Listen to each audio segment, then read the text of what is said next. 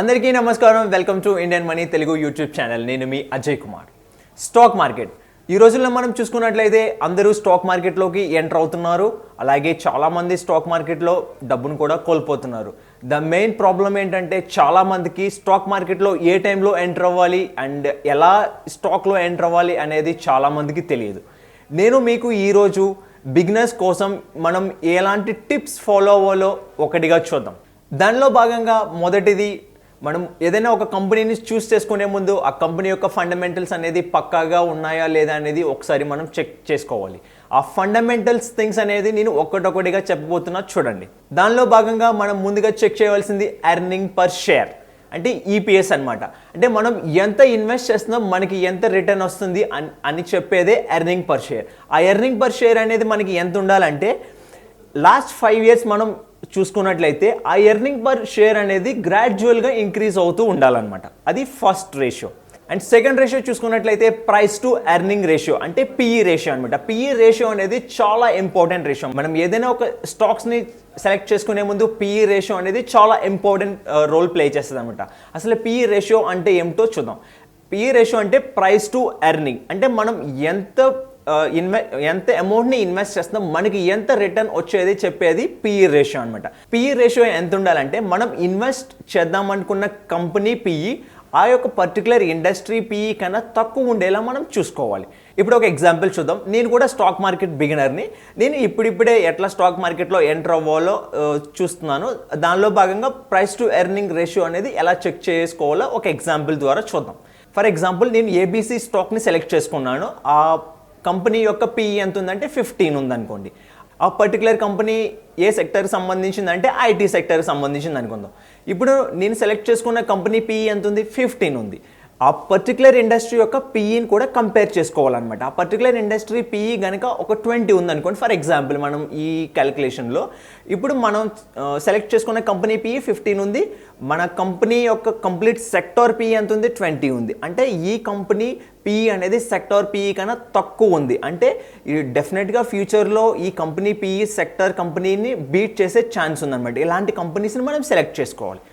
And next ratio చూసుకున్నట్లయితే debt to equity ratio అనమాట. మనం ఏదైతే కంపెనీని సెలెక్ట్ చేసుకుందాం అనుకుంటున్నామో ఆ కంపెనీ యొక్క డెట్ టు ఈక్విటీ రేషియో కూడా చాలా ఇంపార్టెంట్ రోల్ ప్లే చేస్తుంది అనమాట. అసలు డెట్ టు ఈక్విటీ రేషియో అంటే ఏంటంటే ఆ కంపెనీ యొక్క టోటల్ డెట్ ఎంత ఉంది అండ్ ఆ కంపెనీ యొక్క టోటల్ ఈక్విటీ ఎంత ఉంది. అసలు ఫస్ట్ డెట్ అంటే ఏంటి, ఈక్విటీ అంటే ఏంటో చూద్దాం. డెట్ అంటే కంపెనీ ఏ విధంగా ఫండ్స్ని రైజ్ చేస్తుంది, దానిలో భాగంగా ఎంత అమౌంట్ని కంపెనీ ఫిక్స్డ్ డిపాజిట్స్ ద్వారా, కంపెనీ డెబెంచర్స్ ద్వారా, లేదా కంపెనీ షార్ట్ టర్మ్ డెట్స్ ద్వారా రైజ్ చేస్తుంది. అలాంటి అమౌంట్ని అంతా కలిపి మనం డెట్ అంటాం. ఇప్పుడు ఈక్విటీ అంటే మనం నార్మల్గా ఏదైనా మనం ఒక స్టాక్స్లో ఇన్వెస్ట్ చేసామంటే మనం ఈక్విటీ షేర్ హోల్డర్స్ కింద లెక్క అనమాట. అలా ఒక కంపెనీ యొక్క డెట్ ఎంత ఉంది, అలా ఒక కంపెనీ యొక్క ఈక్విటీ ఎంత ఉంది, మనం ఒక్కొక్కసారి కంపేర్ చేసుకోవాలి. అలా డెట్ టు ఈక్విటీ రేషియో అనేది <1 కింద ఉండాలన్నమాట. మనం ఏదైతే ఒక కంపెనీని సెలెక్ట్ చేసుకుంటున్నామో ఆ కంపెనీ యొక్క డెట్ టు ఈక్విటీ రేషియో అనేది <1 కింద ఉండాలి. ఇది మస్ట్ అండ్ షుడ్. అండ్ మనం నెక్స్ట్ రేషియో చూద్దాం, రిటర్న్ ఆన్ క్యాపిటల్ ఎంప్లాయిడ్. ఇది కూడా చాలా ఇంపార్టెంట్ రోల్ ప్లే చేస్తుంది ఫండమెంటల్ అనాలిసిస్ చేసినప్పుడు. అసలు return on capital employed formula ఏంటంటే EBIT by shareholders equity plus long term debt. ఇది రిటర్న్ ఆన్ క్యాపిటల్ ఎంప్లాయిడ్ యొక్క ఫార్ములా అనమాట. మనం రిటర్న్ ఆన్ క్యాపిటల్ ఎంప్లాయిడ్ని ఎట్లా డిఫైన్ చేస్తామంటే, ఏదైతే మనం ఒక కంపెనీని సెలెక్ట్ చేసుకుందాం అనుకుంటున్నామో ఆ కంపెనీ ఆ యొక్క టోటల్ క్యాపిటల్ అంతా యూజ్ చేసి ప్రాపర్గా రిటర్న్ని జనరేట్ చేస్తుందా లేదా అనేది తెలిపేది మాత్రమే రిటర్న్ ఆన్ క్యాపిటల్ ఎంప్లాయిడ్. ఆ రిటర్న్ ఆన్ క్యాపిటల్ ఎంప్లాయిడ్ ఉండాలంటే లాస్ట్ 5 years యావరేజ్గా చూసుకున్నట్లయితే 20% కన్నా ఎక్కువ ఉండాలన్నమాట. అంటే దట్ మీన్స్ ఆ కంపెనీ ఆ యొక్క క్యాపిటల్ని చాలా ప్రాపర్గా యూజ్ చేసుకున్నట్టు అనమాట. అండ్ దీనిలో భాగంగా మనం లాస్ట్ రేషియో చూద్దాం, కరెంట్ రేషియో. కరెంట్ రేషియో అంటే current assets by current liability. అసలు కరెంట్ రేషియో ఎందుకు ఉపయోగపడుతుందంటే, ఏదైనా మనం ఒక కంపెనీలో ఇన్వెస్ట్ చేద్దాం అనుకుంటున్నాం, ఆ కంపెనీ ప్రాపర్గా వాళ్ళ వర్కింగ్ క్యాపిటల్ని మేనేజ్ చేస్తుందా లేదా అనేది తెలిపేది మాత్రమే కరెంట్ రేషియో అనమాట. అంటే current assets by current liability. అది ఎంత ఉండాలంటే గ్రేటర్ దెన్ 1 ఉండాలన్నమాట. ఇలా మనం ఏదైనా ఒక కంపెనీని సెలెక్ట్ చేసుకునే ముందు ఇలా ఈ విధంగా ఫండమెంటల్ రేషియోస్ అనేది పక్కాగా ఉన్నాయా లేదా అని చూసుకుని అప్పుడు మాత్రమే మనం స్టాక్లో ఎంటర్ అవ్వాలి. దానిలో భాగంగా మనం నెక్స్ట్ టిప్ చూద్దాం. నెక్స్ట్ టిప్ ఏంటంటే, do you understand the products or service offered by the company. మనం ఏదైనా ఒక స్టాక్లో ఇన్వెస్ట్ చేద్దాం అనుకున్నాం, ఫస్ట్ మీరు అండర్స్టాండ్ చేసుకోండి ఆ కంపెనీ ఎలాంటి ప్రొడక్ట్స్ని ఎలాంటి సర్వీసెస్ని పబ్లిక్లోకి తీసుకొస్తుంది. ఫర్ ఎగ్జాంపుల్ మీరు ఒక ఐటీ కంపెనీలో ఇన్వెస్ట్ చేద్దాం అనుకుంటున్నారు. ఫర్ ఎగ్జాంపుల్ మీరు విప్రో కంపెనీలో ఇన్వెస్ట్ చేద్దాం అనుకుంటున్నారు. అసలు విప్రో కంపెనీ ఏం చేస్తుంది, ఎలాంటి సర్వీసెస్ని ఆఫర్ చేస్తుంది అనేది మీరు పక్కాగా తెలుసుకుని మాత్రమే ఆ స్టాక్లో ఇన్వెస్ట్ చేయాలి. అంతేగాని ఏదో మా ఫ్రెండ్ ఇన్వెస్ట్ చేశాడు, మా ఫ్రెండ్ ఆల్రెడీ ఒక 10% గెయిన్ వచ్చింది లాస్ట్ 3 డేస్లో, లేకపోతే నాకు ఏదో రోజు మెసేజెస్ వస్తున్నాయి దానిలో ఇన్వెస్ట్ చేస్తే ఒక 1 lakh ఇన్వెస్ట్ చేస్తే వాళ్ళు వితిన్ 1 monthలో 2 lakhs ఇస్తారు. ఇలా మనం ఇన్వెస్ట్ చేసామంటే డెఫినెట్గా మనం అమౌంట్ లూజ్ అవుతుంది. మనం ఎప్పుడైనా మనం బిగినర్గా ఉన్నప్పుడు మనకి అసలు స్టాక్ మార్కెట్ గురించి ఎలాంటి అవగాహన లేనప్పుడు ఇలా మనం ఒక్కొక్క టిప్ని ఫాలో అవ్వాలన్నమాట. ఇలా దానిలో భాగంగా మనం ఫస్ట్ ప్రొడక్ట్స్ ఆర్ సర్వీస్, అసలు ఆ కంపెనీ ఏదైతే ప్రొడక్ట్స్ని ఆఫర్ చేస్తుంది, ఎలాంటి సర్వీసెస్ని ఆఫర్ చేస్తుంది అనేది చూసి మాత్రమే మనం ఆ స్టాక్లోకి ఇన్వెస్ట్ చేయాలి. అది సెకండ్ టిప్ అనమాట. ఇప్పుడు నెక్స్ట్ టిప్ చూద్దాం. నెక్స్ట్ టిప్ ఏంటంటే, will people still be using this products or service in 20 to 25 years from now. అసలు ఈ ప్రోడక్ట్ని మనం ఏదైతే ఒక కంపెనీలో ఇన్వెస్ట్ చేద్దాం అనుకుంటున్నామో ఆ పర్టికులర్ కంపెనీ యొక్క ప్రొడక్ట్స్ ఆర్ సర్వీసెస్ని నెక్స్ట్ 20 to 25 years అసలు పబ్లిక్ యూజ్ చేస్తారా లేదా అనేది మనం మస్ట్ అండ్ షుడ్గా తెలుసుకోవాలి. అసలు 20 to 25 years అంటే ఎలా ఉంటుందో మనం ఇప్పుడు చూద్దాం. ఇప్పుడు ఒక ఎగ్జాంపుల్ చూద్దాం. అసలు 15 to 20 years అనేది అసలు ప్రోడక్ట్ ఉంటుందా లేదా అనేది ఒక ఎగ్జాంపుల్ చూద్దాం. చాలా కంపెనీలు మీరు ఐటీ కంపెనీస్ చూసుకున్నట్లయితే, ఎఫ్ఎంసీజీ కంపెనీస్ చూసుకున్నట్లయితే లాస్ట్ 15 to 20 years లేదా లాస్ట్ 20 years 25 years నుంచి సర్వే అవుతున్నాయి.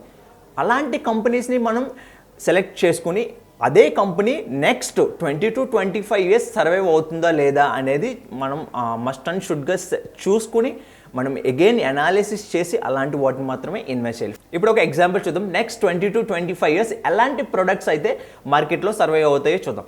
ఎలక్ట్రికల్ వెహికల్స్ అనేది మనకు ఒక ట్రెండింగ్ అనమాట. ఇప్పుడు ఎలక్ట్రికల్ వెహికల్స్ అనేది డెఫినెట్గా మనకి నెక్స్ట్ జనరేషన్ నెక్స్ట్ 5 to 10 yearsలో ఎలక్ట్రికల్ వెహికల్స్ అనేది ఒక బూమ్ ఉంటుంది. అలాంటి కంపెనీస్ని మనం సెలెక్ట్ చేసుకోవాలి. అదేవిధంగా ఎఫ్ఎంసీజీ కంపెనీస్ అనమాట. ఎఫ్ఎంసీజీ కంపెనీస్ అంటే ఫాస్ట్ మూవింగ్ కన్జ్యూమర్ గూడ్స్ అనమాట. అంటే మనకి బ్రెడ్స్ కానీ, చాక్లెట్స్ కానీ, బిస్కెట్స్ ఇలాంటి కంపెనీస్ అన్నిటిని మనం ఎఫ్ఎంసీజీ కంపెనీస్ అంటాం. అంటే మనం సర్వైవ్ అవుతున్న కొలది డెఫినెట్గా అలాంటి కంపెనీస్ మనకు ఉండాలి. అలాంటి కంపెనీస్లో ఇన్వెస్ట్ చేయాలి. అప్పుడు అలాంటి కంపెనీస్ని మనం ఇన్వెస్ట్ చేసినట్లయితే డెఫినెట్గా మన కంపెనీస్ గ్రోత్ అనేది ఇంక్రీజ్ అవుతుంది. అలాంటి కంపెనీస్ని మనం సెలెక్ట్ చేసుకోవాలి. ఇప్పుడు ఫోర్త్ టిప్ చూద్దాం.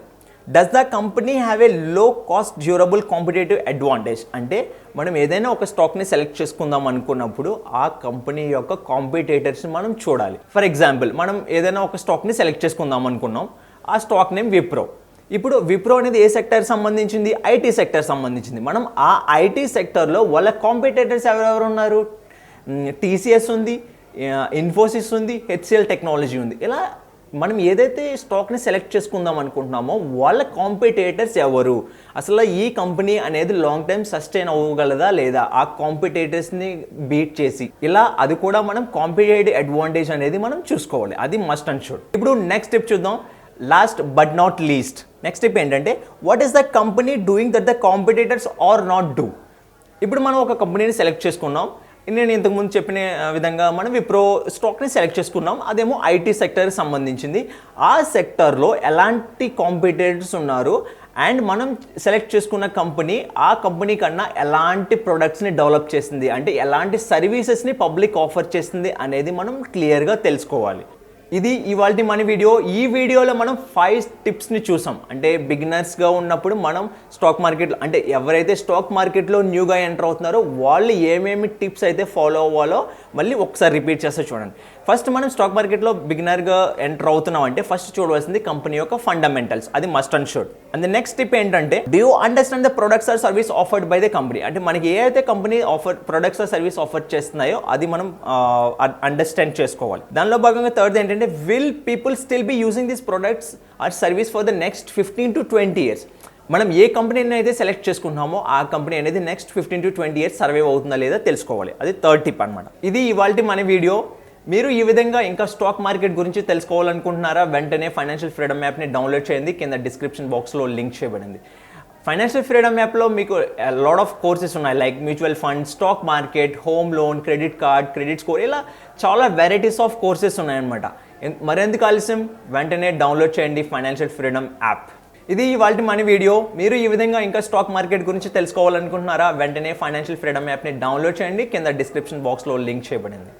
ఫైనాన్షియల్ ఫ్రీడమ్ యాప్లో మనకి చాలా వెరైటీస్ ఆఫ్ కోర్సెస్ ఉన్నాయి, like mutual fund, home loan, credit card, credit score, ఇలా చాలా వెరైటీస్ ఆఫ్ కోర్సెస్ ఉన్నాయన్నమాట. మరెందుకు ఆలస్యం, వెంటనే డౌన్లోడ్ చేయండి financial freedom app. Thank you for watching. జై హింద్.